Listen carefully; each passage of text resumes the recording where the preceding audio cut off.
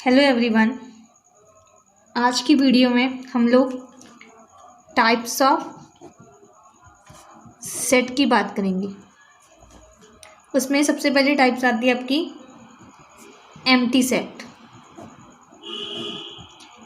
Empty word से ही पता चल रहा है, दैट मीन्स जो सेट रहेगा उसमें कोई भी एलिमेंट नहीं रहेगा। सो इसकी डेफिनेशन देखिए पहले। A set which does not contain any element। इसको आप नल सेट भी बोल सकते हो, नल का मतलब भी खाली होता है, और वाइड सेट भी बोल सकते हो। जो एम्प्टी सेट रहेगा वो आप किससे डिनोट करोगे? It is denoted by phi. एक बार याद रखिएगा, फाई डालते वक्त यहाँ पर आप लोगों को कर्ली ब्रैकेट नहीं डालनी। नेक्स्ट इसकी एग्जांपल देखते हैं हम लोग। मान लीजिए आपके पास एक सेट है, set of all element such that x is a student presently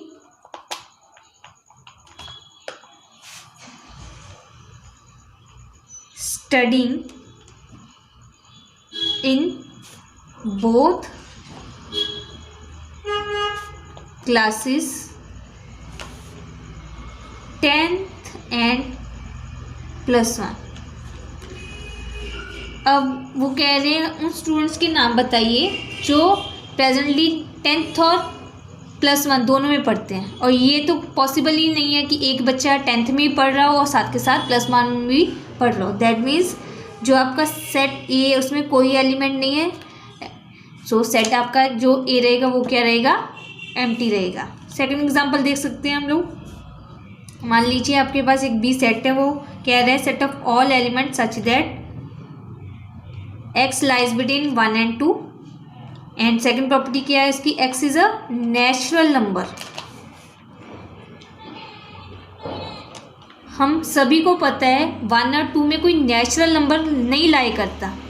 चाहे इनफाइनाइट नंबर, रियल नंबर लाई करते हैं, लेकिन उन्हें क्या कहा? एक्स हमारा नेचुरल नंबर होना चाहिए। सो डेफिनेटली बी भी आपका क्या रहेगा? यहाँ पर एम्प्टी रहेगा। सेकंड टाइप देखिए, सिंगलटन सेट। सिंगलटन वर्ड यहाँ पर भी आपको क्लियर कर रहा है। Singleton means single element. So singleton set कौन सा होगा? इस set having only one element,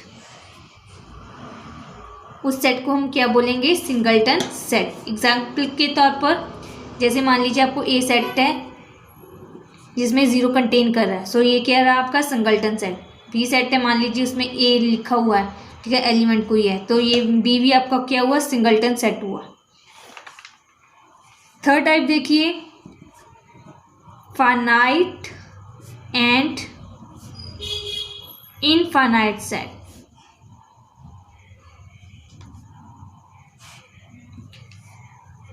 finite और इनफाइनाइट सेट। फाइनाइट मीन्स जिसमें आपके नंबर ऑफ एलिमेंट क्या हो? फाइनाइट हो, आप उसको काउंट कर सकते हो, ठीक है, उसका ऑर्डर डिफाइंड है। ऑर्डर को यहाँ पर आप लोगों बोलोगे कार्डियलिटी, ठीक है। इनफाइनाइट जिसमें उसका ऑर्डर डिफाइन नहीं है। सो डेफिनेशन क्या रहेगी? A set which is empty. Finite set empty भी हो सकता है, और consist of a definite number of element is called finite. Natural सी बात है बच्चे, या तो वो सेट आपका एम्प्टी हो तो भी वो फाइनाइट कहलाएगा, या उसमें आपके पास डेफिनेट नंबर ऑफ एलिमेंट्स हो जिसको आप लिख सको, उसका ऑर्डर डिफाइन कर सकते हो। अदरवाइज ये आपका क्या कहलाएगा? Otherwise the set is called infinite. So यहाँ पर आप लोगों को वर्ड्स ही बहुत क्लियरली डिफाइन कर रहे हैं। सेट फाइनाइट है, इनफाइनाइट है, सिंगलटन है, एम्प्टी है। अगर आपको वर्ड्स का मीनिंग पता है तो आपको लर्न करना ईजी हो जाएगा। एग्जाम्पल के तौर पर देखते हैं हम लोग। मान लीजिए आपके पास ए सेट है, man living presently in different parts of world. हम लोगों को पता है इस सेट में एलिमेंट्स जो हैं वो एलिमेंट्स होंगे भी क्या, सब नेचुरल नंबर होंगे, लेकिन वो नेचुरल नंबर बहुत ज़्यादा होंगे। सो डेफिनेटली आप लोगों को पता है वर्ल्ड के बहुत सारे देश हैं हमके, है ना, उसमें डिफरेंट पर्सन्स रहते हैं, लेकिन हम उसको काउंट नहीं कर सकते। सो दैट ये सेट क्या रहेगा आप लोगों का, इनफाइनाइट। सेकेंड एग्जाम्पल देख सकते हो आप लोग,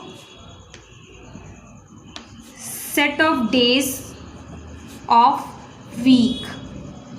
सभी को पता है हमारे जो हफ्ते में कितने दिन होते हैं, 7 डेज होते हैं। सो ये सेट आपका क्या रहेगा, फाइनाइट।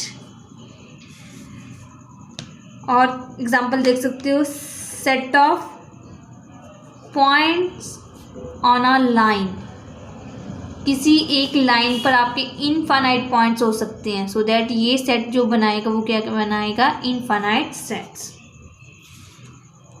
अभी आपको जो इम्पोर्टेंट इसमें चीज़ें होती हैं ना सेट्स की, वो पता होनी चाहिए। जैसे अभी मैं इम्पोर्टेंट पॉइंट्स बता रही हूँ आप लोगों को।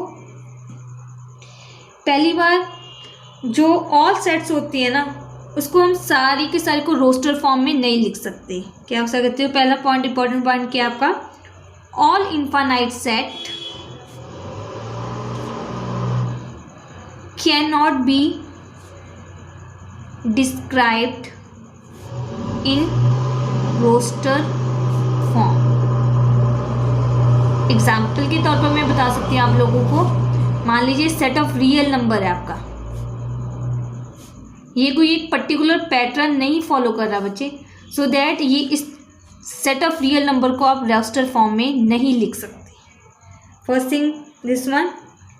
सेकेंड, अगर कोई सेट इनफाइनाइट है, मान लीजिए सम जो इनफाइनाइट सेट्स होते हैं, अगर उसको आप रोस्टर फॉर्म में लिख रहे हो तो उसके सारे एलिमेंट तो मेंशन नहीं कर सकते, वो एक पैटर्न फॉलो करता होगा। सो जो बाकी के एलिमेंट्स हैं उसको हम डॉट से डोनेट कर देंगे। मान लीजिए आपको लिखना है सेट ऑफ नेचुरल नंबर, ये आपका इनफाइनाइट सेट है। आप 1 डाल दोगे, 2 डाल दोगे, 3 डाल दोगे, बाकी के एलिमेंट्स को आप किससे डोनेट कर दोगे, डॉट से। सो यहाँ पर अंडरस्टूड होगा जो आपके नेचुरल नंबर आ रहे हैं नेक्स्ट जो आ रहे हैं। थर्ड थिंग आप लोगों को पता होनी चाहिए, order of infinite set is never defined. ये आप लोगों के मल्टीपल चॉइस के क्वेश्चंस हैं जो बन जाते हैं और कंफ्यूज कर देते हैं समटाइम्स बच्चों को। तो ये रही आप लोगों की थर्ड टाइप। नेक्स्ट देखते हैं आप लोगों की फोर्थ टाइप,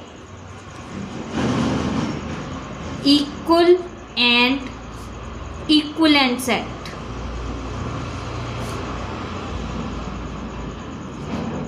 तो सबसे पहले इक्वल की बात करते हैं हम लोग।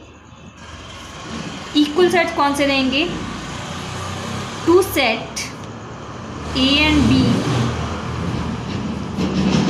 Are said to be equal if they exactly the same element। Word understood है। यहाँ पर दो सेट इक्वल कब कहलाएंगे, जब उसके एलिमेंट्स सेम होंगे तो वो इक्वल होगा। एग्जाम्पल के तौर पर देखते हैं, मान लीजिए आपके पास ए सेट है 1 2 3 4 एंड बी सेट है आप लोगों के पास 2 4 1 3। तो आप लोगों का यहाँ पर ऑर्डर नहीं डिफाइन कर रहा है मैं, आप या 2 आगे लिखो या पीछे लिखो, लेकिन एलिमेंट्स तो है ना सेम। 1 यहाँ पर भी है, ए में भी है और बी में भी है, 2 ए में भी है और बी में है। दैट मीन्स सारे एलिमेंट्स प्रेजेंट है, ए और बी के इक्वल है। सो लिखोगे कैसे, a is equal to B. अगर a b के इक्वल नहीं होता तो आप कौन सा साइन यूज़ करोगे, नॉट इक्वल टू का। अदरवाइज आप लोगों को इक्वल सेट के लिए इक्वलिटी का साइन नीड करना है। ये होगी आप लोगों की चीज़। थर्ड थिंग, अगर कोई सेट आप लोगों के पास रिपीट कर रहे हैं, मान लीजिए आपके पास सी सेट है 1 2 3 एंड डी सेट आप लोगों के पास 2 2 1 3 एंड 3। सेट कभी भी चेंज नहीं होता अगर उसमें एलिमेंट रिपीट कर रहे हैं। जो आपका ये सी और डी है ना, यहाँ पर ये भी आपस में क्या है, इक्वल है। चाहे इसमें 2 टाइम्स आ रहा है, चाहे इसमें भी जो 3 है 2 टाइम्स आ रहा है। ये सेट किसके इक्वल होगा, 1 2 3 के इक्वल होगा, क्योंकि हम लोगों को पता है सेट में एलिमेंट्स रिपीट नहीं करते। सो सी और डी भी यहाँ पर क्या रहेंगे, इक्वल रहेंगे। इक्विवेलेंट सेट की डेफिनेशन देखते हैं हम लोग क्या होती है। टू फाइनाइट सेट, याद रखिएगा पहली बात फाइनाइट होने चाहिए। A and B are said to be equivalent if they have same number of element। यहाँ पर मैंने वर्ड क्या यूज़ किया था, exactly the same number same elements. और यहाँ पर मैं क्या बोल रही हूँ, they have same number of elements. Elements आपस में इक्वल हो ना हो ये नहीं मैंने बोला, बस आपका ऑर्डर इक्वल होना चाहिए। एग्जाम्पल के तौर पर मान लीजिए आपके पास ए सेट है 1 3 5 7 एंड बी सेट है आप लोगों का A B C D. Cardinality check करिए, cardinality means number of element A set में कितने हैं आपके 4, number of element B set में कितने हैं आपके 4। कंडल्टी सेम है सो दैट जो आपका ए और बी है वो आपस में क्या है, इक्विवेलेंट है। मैंने वर्ड इक्विवेलेंट के लिए कौन सा साइन यूज़ किया, दिस वन। सो याद रखिएगा इक्विवेलेंट में आप लोगों की कार्डल्टी सेम होनी चाहिए और इक्वल में आप लोगों की कार्डल्टी के साथ साथ आपके एलिमेंट्स भी सेम रहने चाहिए।